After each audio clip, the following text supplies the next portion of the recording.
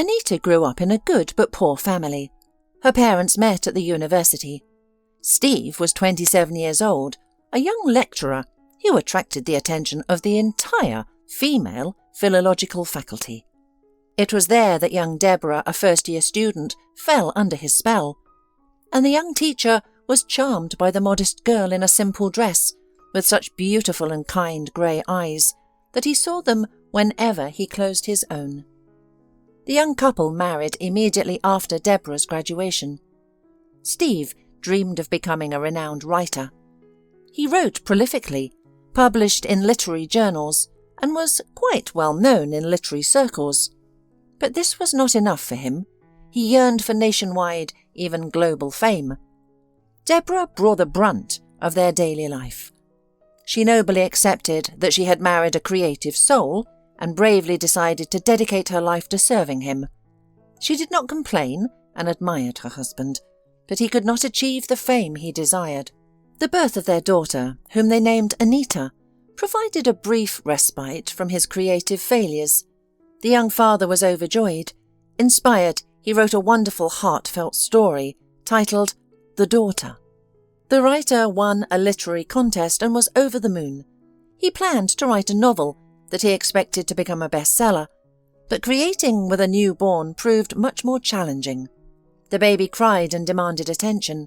Steve struggled to concentrate and often took out his frustrations on his wife. Deborah continued to indulge her husband.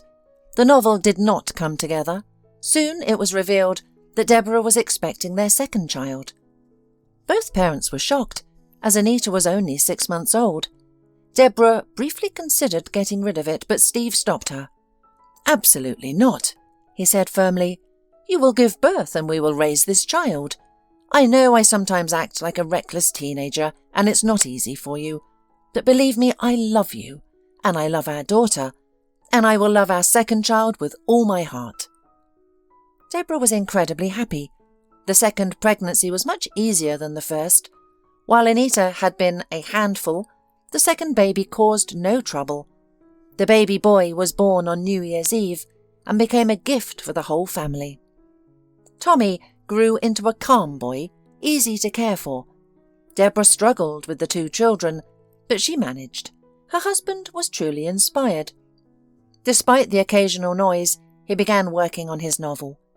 He showed the first chapters to his colleagues, who were full of praise. They said success awaited Steve. In the summer, the family moved to their country house. It was old, the plot overgrown, but it was still pleasant to be there. They had their own garden with apple and pear trees, currant and raspberry bushes around the perimeter, fresh air, a gazebo, and a river right by the house. It was pure, carefree happiness. Unfortunately, it did not last long. August was unusually cold that year. Temperatures dropped to 17 degrees and heavy rains fell. The house was not heated and the indoor air was damp. Both Anita and Tommy caught colds. The village had no hospital, only a medical station. The children were examined and prescribed mixtures, and the parents were advised to dress them warmly. Soon Anita's condition improved, but Tommy's worsened. When they brought him to the hospital, his temperature was nearly 40 degrees. Deborah wept. Tommy's hands trembled, and the doctors diagnosed Tommy with advanced pneumonia. Tragically, they could not save him. 4 days later, he passed away. The family was overwhelmed with grief. After the funeral, the young mother was admitted to a clinic with a nervous breakdown, and the father began to drink heavily. Anita, nearly 2 years old, was taken in by her maternal grandparents. A month later, Deborah began to recover and slowly returned to life. She took Anita back, but Steve could not cope with his loss. He continued to drink and could not be stopped. He abandoned his novel and withdrew from normal life. He began missing lectures and rarely appeared at the university. Initially, his colleagues understood and sympathized with his tragedy. However, this could not continue indefinitely. 3 months after Tommy's death, the dean called Steve into his office. "Steve, you know how highly I regard you," he said kindly. I understand the pain you and Deborah are going through, and I sympathise deeply with your loss. But you must understand, work is work. I cannot cover for you, and your absence is forever. The headmaster has been asking about the situation on the faculty, and he is not satisfied. Here's what we'll do. I'll allow you 2 more weeks to pull yourself together and return to your normal routine. You have a wife and a young daughter to think about. I can't, Steve said, breaking down in tears. Fire me now. I won't be able to pull myself together. I can't do anything about it. I'm a wretch. I know Deborah doesn't deserve this, but I can't help it. You will, the dean tried to comfort him. However, Steve, true to his word, could not return to his former life. He did not appear at the university, and they let him go. The young family found themselves on the brink of financial ruin, having lost their only source of income. Fortunately, Deborah's parents helped out. They ran a small farm and regularly supplied the family with eggs, meat, honey, vegetables, and berries from the garden. That's how they managed. However, money was still needed. Steve continued to drink, leaving Deborah no choice but to find a job. She had no work experience, but she had a degree in philology. So, she got a job at the library. In the evenings, she worked there as well, cleaning the floors. Anita was sent to kindergarten. Fortunately, the girl was obedient and a joy to raise, but Deborah still hardly had enough time or energy for her daughter. Leave him, Deborah's friends advised. You see, Steve is a lost cause, a drunk. He's no help, only trouble. A man should be the backbone of the family, a protector for you and your child. But you're carrying everything alone, solving his problems and yours. At first, Deborah brushed off these thoughts, but after a year of endless work and her husband's drinking, she finally decided to talk to him about a divorce. Steve was taken aback. Deborah, what are you saying? I love you. I love you endlessly. You know that. I'm a fool and an alcoholic, I admit it, but I'll change, believe me. He fell to his knees before his wife. I've given you a chance before, Steve. You know I love you too, but I don't have the strength to live like this anymore. I work like a horse, supporting the whole family. We lost Tommy. It's a great sorrow. I grieved his death no less than you. But we still have a daughter. Or have you forgotten? She's alive. Imagine that. She needs your love too. She needs to be raised. Steve was stunned. His wife's words and her real intention to divorce seemed to sober him up for good. Without rising from his knees, he promised her he would come to his senses and return to life. Deborah decided to give him another chance. Fortunately, her husband kept his word. He truly quit drinking and found a job as a proofreader at the local newspaper. The pay was modest, but the work was not demanding. Deborah was grateful for this. Her life became a little easier. She even stopped cleaning floors. There was no longer such an urgent need for extra work. Life gradually returned to its usual course. The family lived modestly, but relatively peacefully. Deborah continued to work at the library, and Steve at the newspaper. His drinking habit was almost overcome, though he occasionally still had a drink. These were rare cases that worried his wife but did not cause her to panic. Anita grew into a smart, talented girl.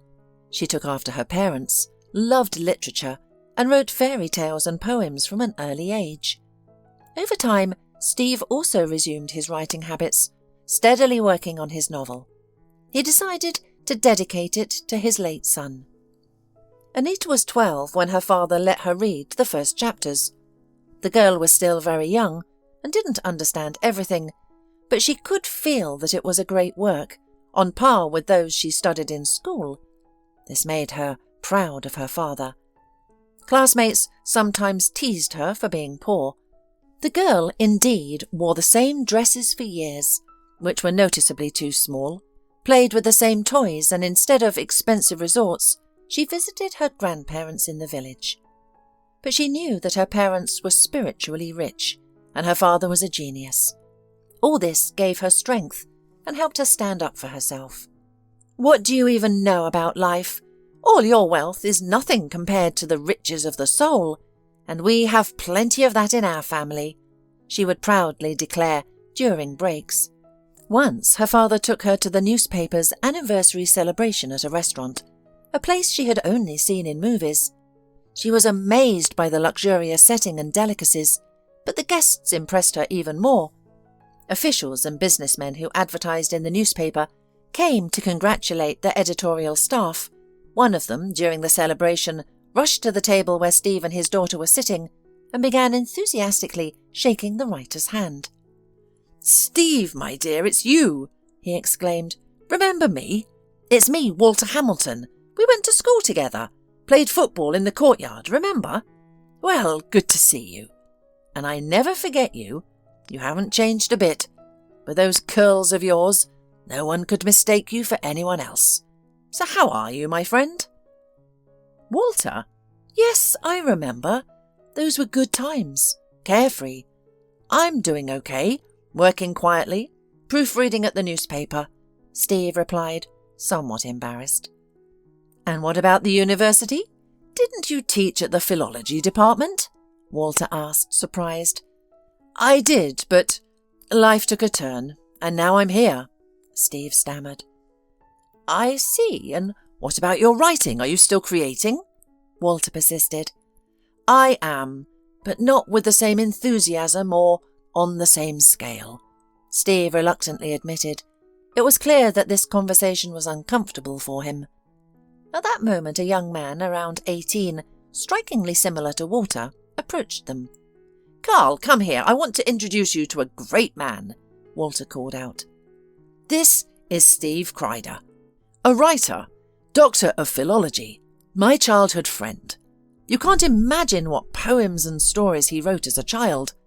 Even I, with my limited mind, understood that they were great works. A true talent. I'm sure your name will resonate throughout the country, if not the world. And this is my son Carl, also my pride and joy," Walter introduced. "Nice to meet you, Carl. I had the pleasure of being friends with your father in our youth. Unfortunately, I don't know what he does now," Steve replied. "Oh, my life is quite mundane. I run my own factory for paving stones. We even advertise in your newspaper," Walter explained. "Not bad," Steve commented. "It is what it is. I can't complain about life, although there's not much poetry in it," Walter said with a smile. "Will your son follow in your footsteps?" the writer asked. "I hope so. It would be great to pass on my life's work to my successor, not a stranger. Carl is not my only son. I also have an older one, Victor. He's already involved in the business." "And is this your daughter?" the businessman said, nodding towards Anita, who blushed. "Yes, this is my daughter Anita," her father said, putting an arm around her. "She's a beauty. Well, it was good to see you.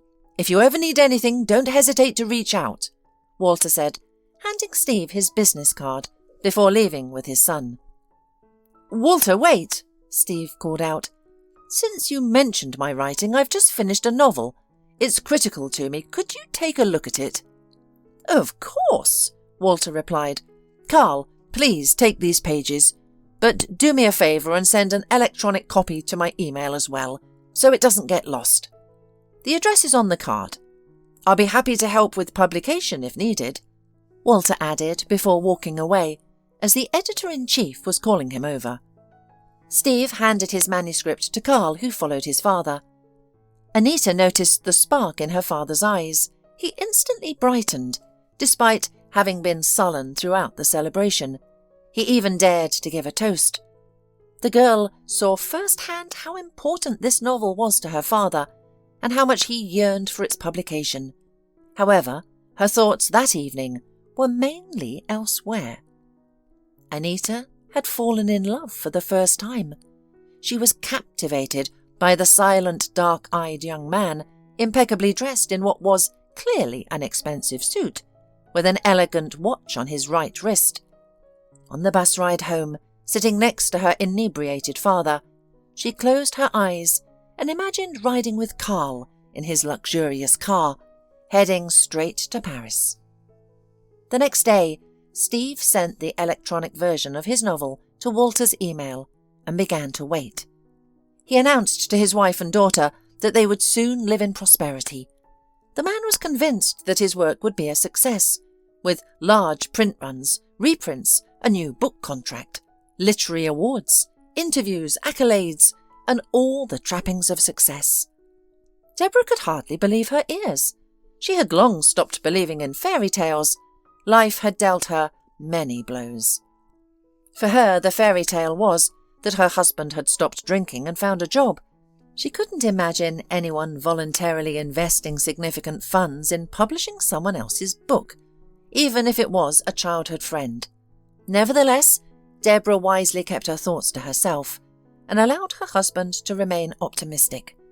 She saw how happy he was, even buying her flowers a few times.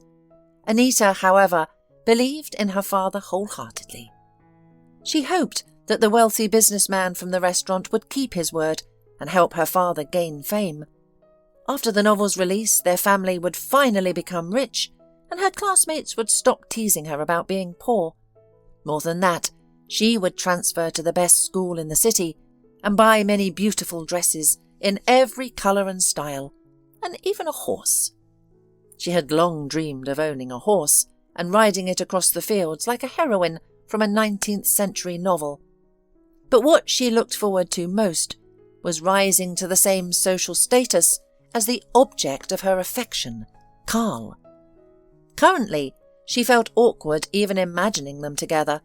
He was a wealthy young man from a well-off family, and she was a poor girl, albeit a proud one.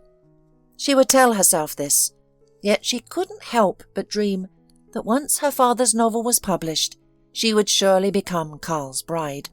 If only it would happen soon, she thought. But time passed, and Walter still hadn't called.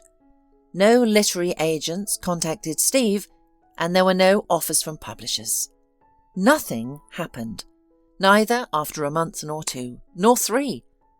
The writer called his childhood friend, but only received voicemail, which indifferently informed him that the subscriber was unavailable. Steve was devastated by this turn of events. The indifference he faced felt like a genuine tragedy. It led him to start drinking again. Deborah was at a loss, unable to muster the strength to pull her husband out of his drinking binges. During his sober moments, he would swear to her that it was the last time, promising to quit drinking and abandon his dreams of becoming a successful writer. But Deborah no longer believed him. She had given him too many chances before, and her doubts were justified. Steve continued to drink. He wasn't fired from his job, but was demoted to part-time, which significantly affected the family budget. Anita had to give up her dreams of a better life and fancy clothes. Moreover, the family had to live even more modestly. What hurt Anita the most was her delusionment with Carl and his family. His father had initially promised to help her father publish his novel, giving him hope, only to heartlessly renege on his promise without explanation. The girl projected her disappointment onto Walter's son. Her little heart was broken. Deborah had to start cleaning at the library again to make ends meet, but this situation couldn't last forever. After a year of such struggles, despite the pain, Deborah finally filed for divorce, resolute in her decision. This was another blow for Steve. His life was crumbling on all fronts, but Deborah refused to hear any more excuses. She was determined to go through with the divorce. Her parents constantly urged them to move back to the village. "Darling, since things didn't work out with Steve, come back to us. We have a big house, plenty of room for everyone. There's the garden, the vegetable patch, the chickens. Why are you and Anita cramped in that tiny, shabby apartment?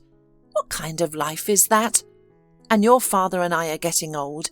"We could use some help around the house," her mother would say. "All right, I've given up on my own fate, but Anita is at an age when she should be blossoming, and I'm taking her to the village. Is that fair?" Deborah would ponder. "It's all right, dear. Nothing bad will happen. We have a school in the village and it's not the worst. There are young people here. Anita won't be bored. She loves nature. It's her element. Everything will be fine. You'll see," her mother insisted. Eventually, Deborah agreed to the move. Anita wasn't thrilled about it. After all, she was no longer a toddler, but a high school student who wanted to enjoy the pleasures of city life.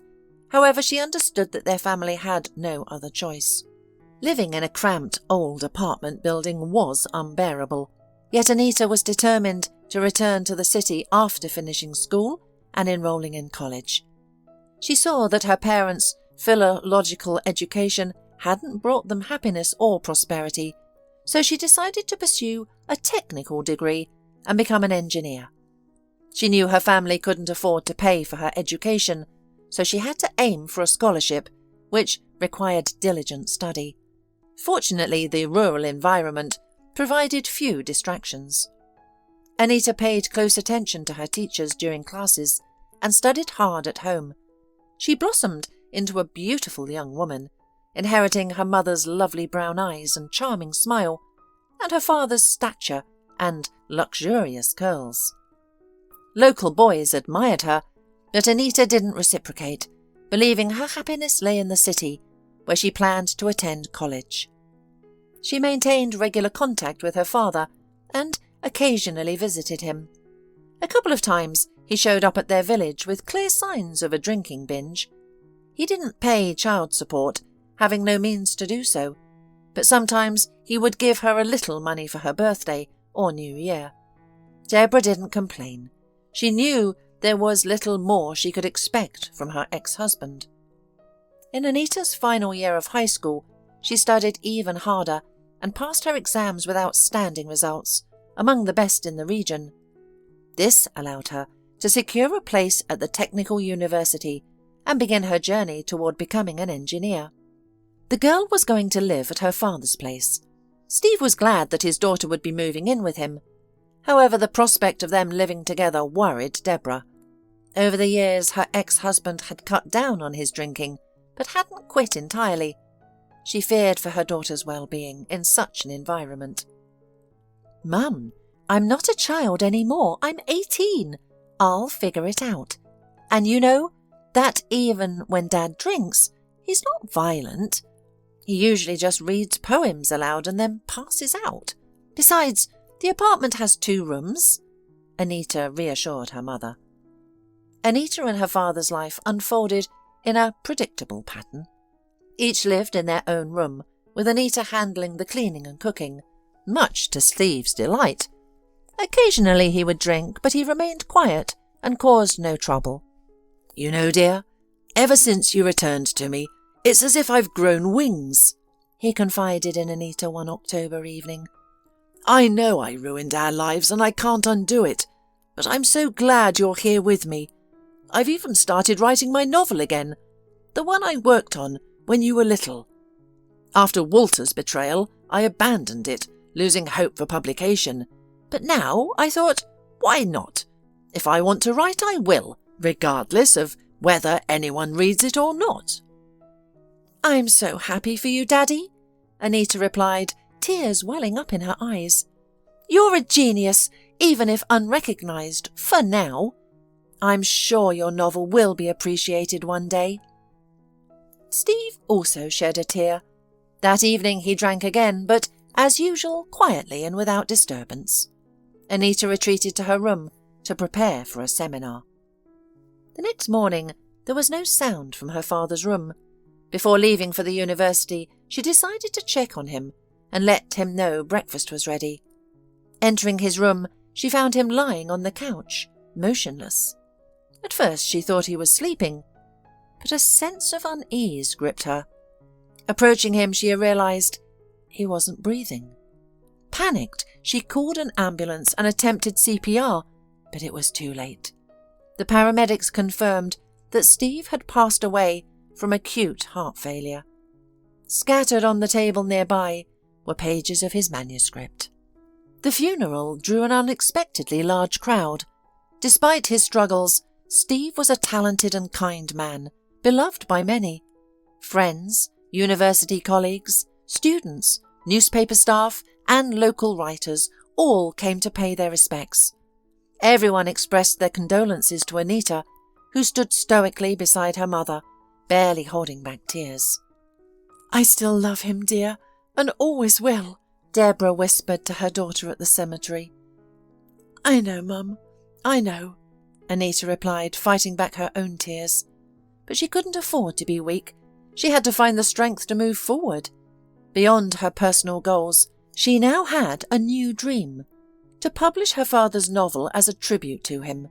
Though she lacked the funds, she was determined to earn the money someday. First, however, she needed to address practical matters. Though her father had lived modestly, he had handled all the household bills. His apartment was spacious, and the utility costs were significant. "Darling, let's sell it and buy you a smaller place. It will be easier for you," her mother suggested. "No, Mum, I can't. This apartment is our family home. It's filled with history, and I want to keep it for future generations," Anita insisted. "But how will we manage? I wish I could help you financially, but my salary barely covers groceries," Deborah worried. "Don't worry, Mum. After the winter session, I'll find a job. Many of my classmates do the same," Anita reassured her. True to her word, after acing her January exams, Anita began her job search. Some of her classmates handed out flyers or posted ads, but such work didn't appeal to her. She found it too menial and unstable. "Listen," her friend Phyllis said one day, "I work part-time at a local clothing store. The staff is all students. The pay is decent and the owners are generous. They have other businesses, so the store is more of a hobby for them. Payments are stable and the team is friendly. Want to join us?" "I'd love to," Anita replied eagerly. However, Phyllis couldn't offer her the job she hoped for. The staff was fully hired, and they weren't looking for more salespeople. "The only opening is for a cleaner. The work isn't hard, just mopping the floors in the mornings and evenings, but it's not very glamorous," Phyllis explained. "I'm not afraid of any work. If the pay is good and stable and the team is friendly, I'll take the cleaning job," Anita responded. "In that case, I'll let the boss know I found someone. You're right. Start as a cleaner and you'll move up to sales when a spot opens," Phyllis said, winking at her friend. In February, Anita started her new job. The store was large, modern, and beautifully decorated, with eye-catching window displays and vibrant clothing. The atmosphere was lively, with pleasant music playing and friendly staff. The customer flow was steady, and the merchandise was popular. Anita was determined to make the most of this opportunity, hoping it would be a stepping stone to better things. Anita watched as her colleagues advised customers on new styles, accepted returns, and hung dresses and skirts on racks. She enjoyed the bustling atmosphere. It helped distract her from her loss. Anita hoped that one day she would indeed be promoted from cleaner to salesperson. Meanwhile, she diligently polished the floors and display cases, grateful for the work ethic instilled in her. To avoid upsetting her mother, she told her she was working as a salesperson. With her first paycheck, Anita easily covered her utility bills, bought new dresses and a bag from the same store, and saved a little for the future. She felt strong and more independent. One day in July, a handsome young man entered the store. The salesgirls immediately melted and smiled broadly upon seeing him. Anita only saw him from behind and didn't get a good look at his face. "Who is that?" she asked Phyllis. "That's our boss, Carl Hamilton, and he's quite the heartthrob, don't you think?" Phyllis replied with a smile. "Indeed, he is," Anita responded. She felt the ground slip from under her feet, never expecting to see her first love again, especially under these circumstances. but life is full of surprises. Anita stood in the utility closet with her cleaning supplies, watching as Carl inspected his property. He was friendly, calm, and incredibly handsome. "Who is responsible for keeping things clean here?" he asked loudly, approaching the gleaming glass display case. "He's asking about you," Phyllis whispered, pushing Anita into the sales area. She stepped forward awkwardly. "Me," Anita replied, clearing her throat confidently. "Are you new here? I haven't seen you before," Carl remarked, surprised. "I've been working here since winter," the young woman said. "I see, and what is your name? You have a strangely familiar face. Have we met before?" Carl asked, squinting. "I doubt it," Anita replied coldly. "Well, maybe it just seemed that way. Anyway, I want to thank you for your good work. The display case is sparkling and the floor is so clean. That's worth a lot," the businessman said. "Thank you. I do my best," Anita responded. Carl nodded and moved on to other tasks. After he left, Anita asked Phyllis, "Listen, you said this store isn't his main business. What else do they own? And why do they have this store?" "Oh, they own a lot. They have restaurants, stores, and much more. But their main source of income is a paving slab factory," Phyllis explained. "I see," Anita said, continuing to probe. "And is the business a family affair? This Carl looks so young. Did he build the empire himself?" "No, of course not," Phyllis replied. "The business is a family affair. It was founded by his father, Walter, but he died in a car accident about 7 years ago. They were returning from some celebration, maybe a newspaper or TV channel anniversary. Carl was driving. He was just a young guy with little driving experience. It started raining and he lost control on the slippery road, crashing into a pole. The young driver had bruises and scratches, but his father died instantly." "When did you say this happened?" Anita asked, surprised. "About 7 years ago. I can even tell you the exact date. August 2nd. That day is a family mourning day for the Hamiltons. I follow Carl on social media. Every year on that day, he posts a photo of his father and shares memories of him. It was a tragedy for the guy," Phyllis said. "He basically killed his own father. Can you imagine what he went through? And to make matters worse, Carl's older brother Victor couldn't forgive him for the accident. They didn't speak for a long time, but eventually found some compromise. Still, the tension between the brothers remains. And they say that because of this fatal accident, Carl still hasn't started a family," interjected Susan, a saleswoman standing nearby. "I know he saw a psychologist for a long time to work through this trauma, but he never fully recovered. He's afraid to start his own family because he fears he might destroy it. Like what happened with his father." "So he doesn't date at all?" Anita asked. "Oh no, quite the opposite. He flirts with many women, but his relationships are short and not serious. It's called avoidant attachment. I'm studying to be a psychologist," Susan said with a smile. "Girls, let's wrap it up. The administrator is coming and she'll scold us for chatting." The friends dispersed and continued working, but that night Anita couldn't stop thinking about Carl. It turned out that his father hadn't helped with the novel because he died in the accident, and she and her father had cursed him. What a nightmare! How terribly foolish it all turned out. And how sorry she felt for Carl, she thought aloud. After that, they began to cross paths with Carl in the store more frequently. "Hey, why has he been coming around so often?" Anita asked Phyllis. "Apparently there's some property and business restructuring going on between him and his brother," Phyllis replied. "Remember, Susan mentioned a conflict between them? Well, it seems they've decided to divide their enterprises. Victor will keep the factory, while Carl will take over the restaurants, shops and other ventures." "I see. Italian-style drama," Anita remarked. "So is their business strictly a family affair? No partners, just passing it down to their children?" "That's how it looks," Phyllis said, "except they need to have those children first." Does Victor have an avoidant attachment style too? Anita asked ironically. No, it's the opposite with him, Phyllis explained. Victor is serious. He's always busy, rarely smiles and solves all the problems.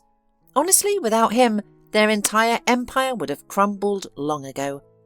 Carl is very charming, but also careless and irresponsible at times. Victor is different, but because of his busy schedule, he has no time for a personal life or relationships. He's never been married and has no children, so the brothers have no one to pass the family business to, yet. Got it, Anita replied. By a strange coincidence later that day, Anita encountered Victor in the parking lot of the shopping centre. He had come to inspect the store before officially handing it over to his brother, while Anita was leaving her morning shift. Distracted by her phone, she didn't notice the approaching car. The driver couldn't react in time and hit her. She fell but got up on her own. "I'm so sorry, miss, I didn't see you," the frightened man said, exiting the vehicle. His resemblance to Carl was striking, so Anita immediately knew who he was. "It's okay, I'm fine. It was my fault for not paying attention to the road," Anita said, blushing and rubbing her knee. "Are you sure you're all right?" Victor asked. "Yes, my leg hurts a bit, probably just a bruise, but it's nothing serious," she assured him. "No, we can't leave it like this. If your leg hurts, we should go to the emergency room. It might be a fracture. Let me take you," Victor insisted. Anita agreed and they went to the clinic, where it was confirmed that she only had minor bruises. "I would appreciate it if we didn't report this as an accident," Victor said, "but I will compensate you for the trouble." He handed her a few bills. Anita tried to refuse, but he insisted. "You probably need to take some time off work. Where do you work?" he asked. Anita replied and Victor laughed. "What a coincidence. I'm involved with that store, so I can authorize a week of paid leave for you. And please let me give you a ride home. You have an injured leg after all."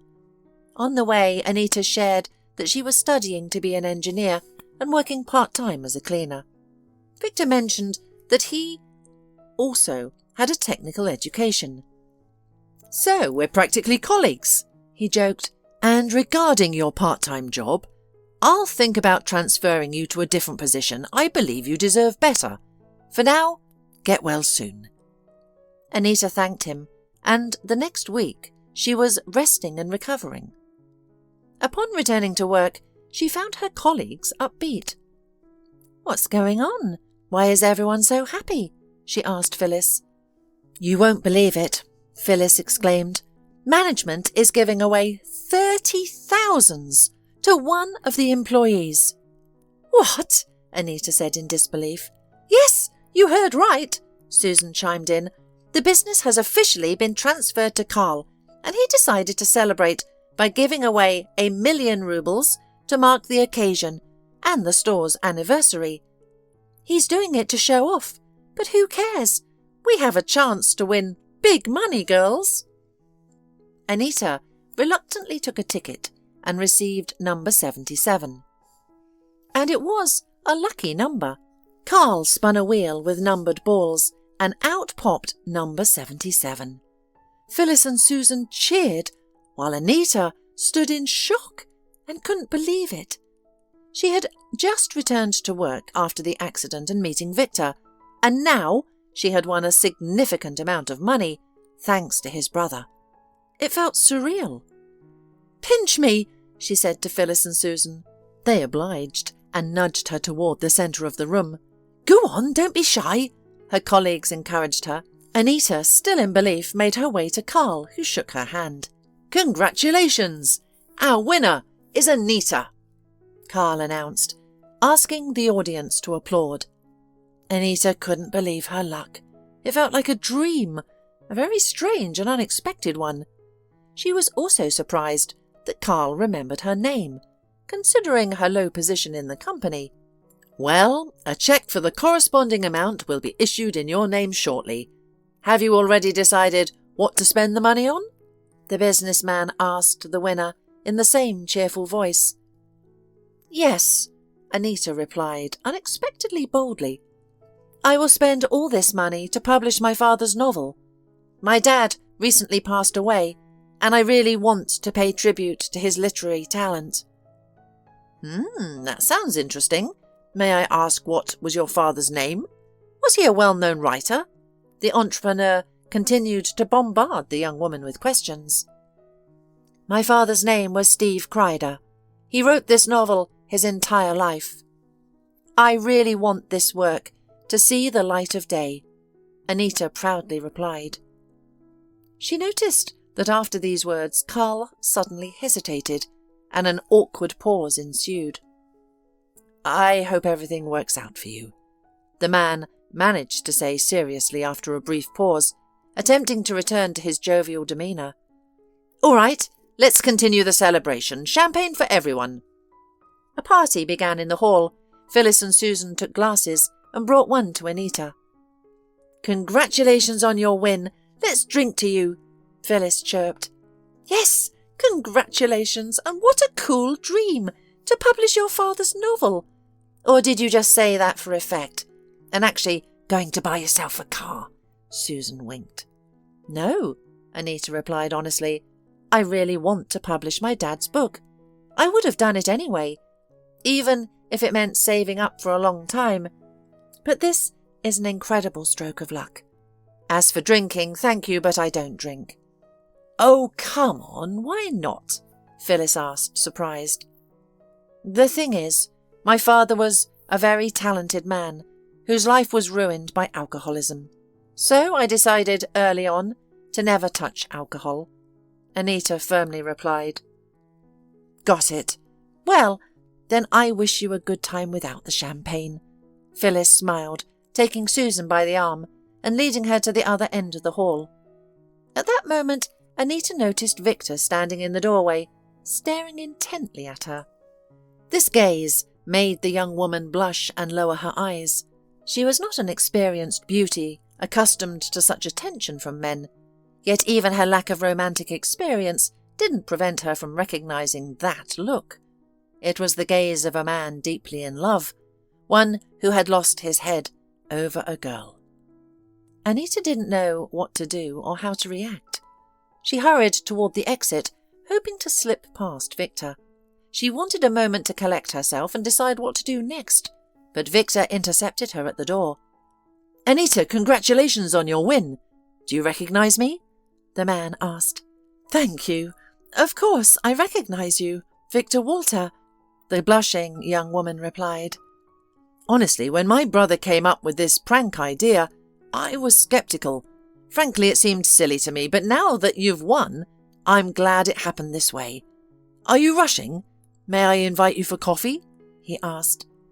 "Well, maybe just for a little while?" The young woman hesitated. "Of course, I won't take up much of your time. I have something to tell you, believe me," Victor continued. "All right, let's have coffee," Anita replied. The man and the young woman went down to the cafe on the first floor of the shopping centre. "Anita, I need to tell you an interesting story. My father was a practical man, but he always respected creative people. He often talked about his friend, Steve Kreider, a talented writer. He regretted losing touch with him and always said he wished he could see him again and read his poems or stories. My father was sure that your dad continued to write. He said he would gladly help him publish a collection of his works if the need arose. My father understood that creative people often struggle financially. He was a very kind man, which is why he built such a successful business empire. I believe his wealth is a compensation for good personal qualities," Victor explained. "So, what are you getting at?" Anita ventured. "I'm saying that my father never managed to reconnect with your dad, even though he really wanted to. After his passing, your father's name stuck in my mind, Steve Kreider. I decided that, in my father's memory, I would help this talent break through and make his name known to as many people as possible. But I was always so busy with work, meetings, and never had the time to search for him. although it's a bit embarrassing to admit that now. Then I met you. The circumstances weren't great, that situation in the parking lot, but nevertheless, firstly, I liked you right away, and secondly, when I heard your full name, Anita Kreider, at the first aid station, I was convinced it was fate. It brought me to you, partly to fulfill my father's wishes, and when I heard what you planned to do with the money, I was astonished. It's so noble, Victor explained. Anita silently sipped her coffee. She didn't know how to react to what was happening. The feeling of being in a dream only intensified. So, what are you getting at? Anita repeated her earlier question. I would like to cover the costs of publishing your father's novel, Victor confidently replied. I think both our fathers would be pleased with this arrangement. Additionally, I would like to invite you on a date. I find you very attractive, Anita. I know I'm older than you, but is 15 years really such a big difference? I'm not even 40 yet, but I won't pressure you. The decision is yours. Honestly, I'm shocked by what you've told me. Regarding the date, I'm more concerned about our social differences than our age gap. You're a successful businessman, and I'm just a student working as a cleaner. Yes, I'm young, but I'm not a child, and I don't believe in fairy tales. Even as a child, I found the story of Cinderella implausible. So, I'm afraid I must decline, Anita said. Victor was visibly disappointed, but accepted her refusal gracefully. I understand your feelings and see your logic, but social differences shouldn't concern you. When choosing a partner, I focus mainly on her character and mindset, not her wealth or other factors. I am well off and can fully support my partner financially, he continued, trying to persuade her. Forgive me, but it sounds like you're trying to buy me, Anita said in amazement. No, not at all. I didn't mean to offend you. All right, I hear you. Let's close this topic, but regarding your father's novel, will you at least allow me to cover the publishing costs? Victor asked. Victor, please forgive me, but I want to handle this myself, and for a good reason. Years ago, your father promised to help mine publish his novel, but it never happened.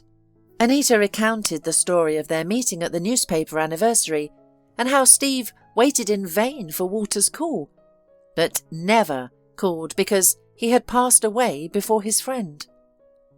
I'm truly sorry it turned out this way. I wasn't aware of this meeting. In that case, I insist on covering all the expenses, Victor said firmly. All right, I'll think about it. Let's exchange contacts and stay in touch, Anita concluded. Agreed, Victor said. There's one more thing I'd like to discuss. You work as a cleaner in the store. While all work is honourable, I believe you deserve better. I'd like to offer you a promotion to sales associate. I understand that accepting a higher position from me might be against your principles, he said. You're absolutely right, Anita replied. And regarding the offer to move from cleaning to sales, I must ask, isn't the store now completely under your brother's management? Victor paused, realizing she was right. Don't worry, I'll figure something out. I'll discuss it with him. Consider the matter resolved, he assured her. All right. It was a pleasure talking to you. Goodbye, Anita said, leaving the cafe. She decided to take a taxi home, knowing that taking the bus might overwhelm her with emotions. Until that moment, life hadn't been kind to her. She was used to fighting for every bit of happiness. But sometimes days come that turn everything upside down and bestow generous gifts instantly. Anita considered Victor's offer to become a sales associate. For a moment, she thought about quitting her job altogether, now that she had a lot of money. But she quickly reminded herself that the money was meant for publishing her father's novel, and she would still need to support herself afterward. She decided she would contact Victor and accept his offer for a promotion. As for his asking her out, Anita was flattered by the attention of such an esteemed man, especially one who wasn't too interested in women. However, her heart belonged to Victor's brother Carl. Though she had resented him for a time because of the situation with her father, love ultimately won out, especially after seeing him again in the store. Yet she believed Carl was out of her league. Unbeknownst to her, Carl's thoughts that evening were consumed by her. He cancelled all his meetings and a midnight date with a woman he had met recently, focusing instead on a manuscript, the one his father had intended to publish, which he had received on the day of his death. That fateful night, returning home from the restaurant, Walter had insisted that his younger son drive. "You drive, son," he said, patting Carl on the shoulder.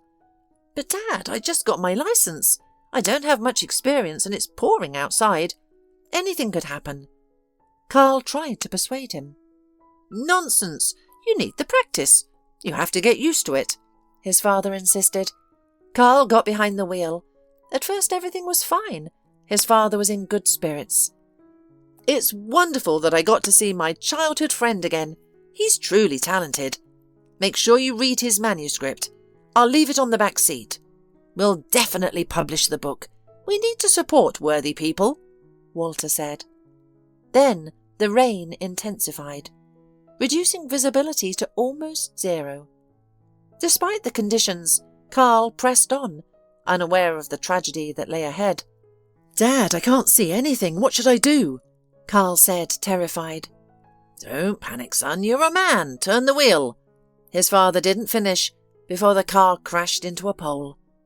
After that, everything was a blur for the young driver. The ambulance, police, rescuers, his father's lifeless body on the wet asphalt, and scattered pages of a manuscript. Carl vaguely remembered wandering in shock, collecting the wet, blood-stained pages. He didn't gather them all. Notably missing was the last page, with the author's name and contacts. Carl didn't remember the writer's name, even though he had met him personally. Nevertheless, he kept what remained of the manuscript. He remembered his father's last wish, to publish the book no matter what. But how could he do that without knowing the author? Over time, the idea faded from the young man's mind. Everything related to his father brought pain. He tried to numb it with casual, meaningless relationships. He didn't delve deeply into the business. Victor handled that. Although his older brother tried to hide his resentment, he struggled. He protected their father's legacy, the factory, and saw Carl as clumsy and inept, fearing he would ruin that too, as he had their father's life.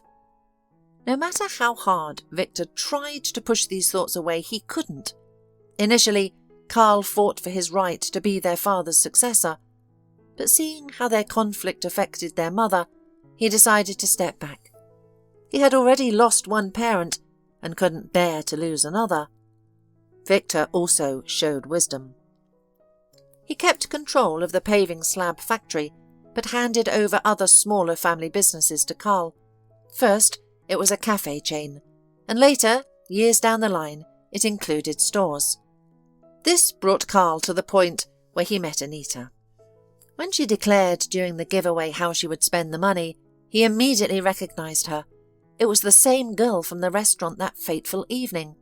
She was just a child then, but now a young woman, the resemblance clear. Carl remembered how years ago he found this blushing, modest girl very attractive, but she was too young. He pushed those thoughts aside even back then. He was quite romantic and dreamed of a princess for whom he could be a faithful prince. But life had other plans. He had many girlfriends, but none were his princess. The first time he saw Anita in the store, praising her for the sparkling display case, something stirred in his heart, a long-forgotten feeling. He had forgotten how pleasant it was, and all his subsequent visits to the store, which became more frequent, were not coincidental. He sought encounters with Anita, but didn't want to draw attention to himself. He didn't know how to approach her, so he continued his routine, setting up dates with strangers from social media. Business matters soon distracted him from affairs of the heart. Victor officially transferred the retail business to him, giving Carl confidence in his abilities. He accepted that he had lost his connection to the factory, but was determined to develop in other areas. But he never imagined how it would end. Fate, in the form of Anita, led him to fulfill his father's wish to publish his friend's novel. Now he knew the author's name. That evening he sat in his apartment, drinking whiskey and reading the manuscript. When he reached the description of the main character's daughter, a charming, curly-haired girl with cherry eyes and dimpled cheeks, he realized it was Anita. She was described as a lovely, rosy-cheeked, gentle, and very intelligent girl, possessing an elusive lightness and tenderness that couldn't be cultivated. One had to be born with them. She was destined to break many hearts. He barely slept that night, tossing and turning, eager for morning. He rushed to the best jewellery store in the city. "Good morning. I want to propose to my beloved. Help me choose the best ring for her," he blurted out, charming the salespeople. They eagerly assisted him, recommending a ring with a rare yellow diamond. "As rare as my chosen one," he declared, purchasing it. Leaving the store, he headed to the shop, but didn't find Anita there. He knew she was friends with the salesgirl Phyllis and went to her for information. "Why isn't Anita here?" he nervously asked, startling the girl. She thought the businessman had come to his senses after the previous day's stunt and wanted his money back. "Anita only works for us very early in the morning and late in the evening," Phyllis replied, frightened. "I see, and where might she be now?" Carl persisted. "Do not be afraid, Phyllis. I will not harm your friend. I have some good news for her." Phyllis calmed down and dictated the street name and house number. Carl headed straight there from the store. He drove as if possessed, though after his father's accident he usually drove cautiously. But this time he feared he would be too late, that he would miss his destiny, his salvation. Meanwhile, Anita was indeed at home, studying offers from publishers. She was estimating the cost of publishing a book, considering where to find a proofreader, which designer to commission for the cover, and how to promote the novel. She had much to learn, but first Anita needed to finish the book's ending, as Steve had not completed the novel. Only the final chapter remained. The girl pondered what ending would be most fitting, a happy one or a tragic one. It was amid these thoughts that Carl found her when he rang the doorbell. Hearing the bell, Anita was surprised. She was not expecting any visitors. She looked through the peephole, but saw only a large bouquet of white roses in the stairwell. "You?" Anita exclaimed, unable to hide her astonishment when she opened the door. "But what are you doing here?" "If you permit, I will come inside and explain everything," the man said. Anita led him into the apartment. Without wasting time, Carl knelt before the young woman and took out a ring box. "Dear Anita," he began, his voice trembling, "I know this will likely shock you, but I want you to be my wife. I am well aware of the reputation that precedes me. Everyone thinks I am a womanizer and a playboy, but that is only a facade. I have spent my whole life searching for the one, and I have no doubt that you are my destiny." Carl then recounted the story of their encounter in the restaurant and the accident. He placed the ring on the table and took a folder containing the cherished manuscript from his briefcase. "You see, this is proof that my words are not empty. I have kept these pages since that very day. It was a matter of honour for me to publish this book, but I did not know the author, and I am going to do it now. But no, that is secondary. First, answer the main question. Will you be my wife?" Anita sat down on a stool. 2 declarations of love in as many days. 2 offers to help publish her father's book, both from brothers. What was happening? "Carl, I must confess I am deeply shocked.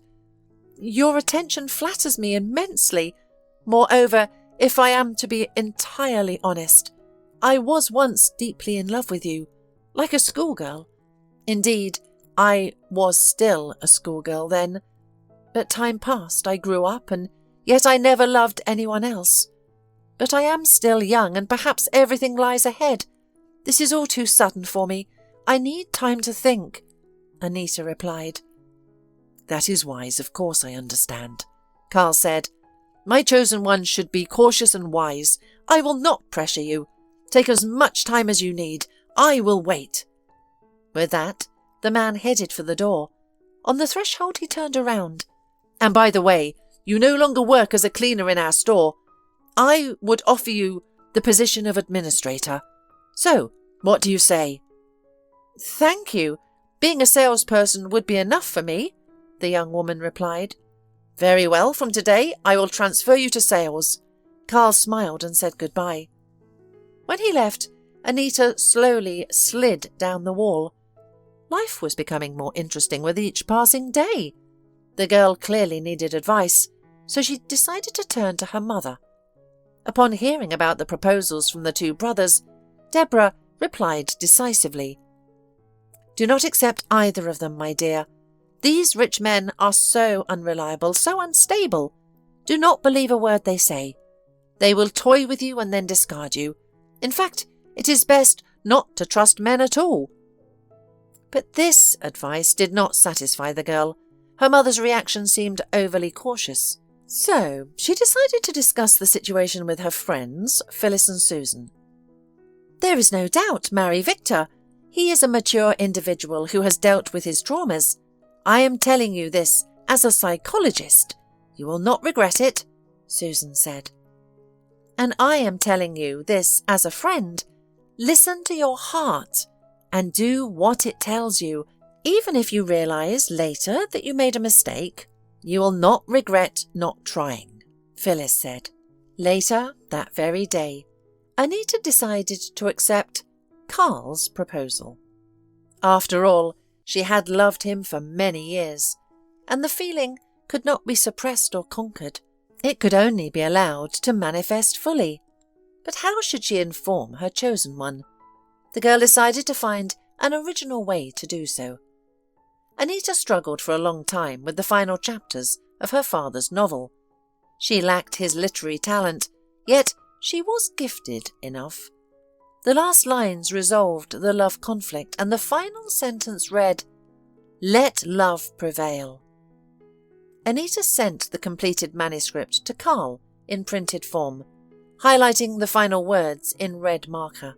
The next day, the man visited her again with the ring.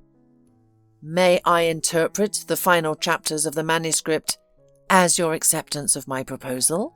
he asked hopefully. "Yes, you can," Anita joyfully exclaimed. The young couple had to organize two important events, the wedding and the book release. Anita didn't want to delay the publication of the novel any longer. Her entire family had waited too long for this. It was crucial that the book be released by their wedding day. And so it happened. Each guest at the celebration received a copy of the novel, with Steve Kreider credited as the author. The only person not thrilled with the proceedings was Victor. He watched the kissing newlyweds with longing, imagining himself in Carl's place. "Don't be so upset. Perhaps it's just not your destiny," Susan said, approaching him during the fireworks. "What makes you think I'm upset?" Victor asked, surprised. "I'm a psychologist, and I'm good at reading people's emotions," the young woman explained. It's rather unscientific to say about destiny," Victor remarked. "Is that how they teach psychology in universities these days?" "Scientific or not, I'm a woman first, and I believe in destiny despite my education. As for how they teach psychology these days, I'd be happy to give you a lecture. But not now. Maybe when my friend's wedding is over. But not now." "Maybe when my friend's wedding is over?" Susan coquettishly replied. Well, that sounds quite tempting. How about we discuss it over dinner at a cosy restaurant? Victor suggested. That sounds tempting indeed. Susan played along. I agree. A year later, Susan gave the same answer to another question from Victor, whether she would be his wife. The wedding was held in the same restaurant. By then, Anita and Carl had welcomed their first child, a boy named Steve, in honour of his grandfather. The girls rejoiced and celebrated, though Phyllis felt a bit melancholic. You two are clever, snatching up the best catches, while I'm left high and dry, she said with a sad smile. Dear, don't worry. Both Victor and Carl have many friends, and many of them are here today. So, don't miss your chance. Put your best foot forward, Susan advised. You think so? Well, maybe you're right. I'll go check out the situation. Phyllis laughed, fixing her hair and heading toward the dance floor. I'm so happy you can't even imagine, Anita said to Susan. Just don't wait too long to have a baby.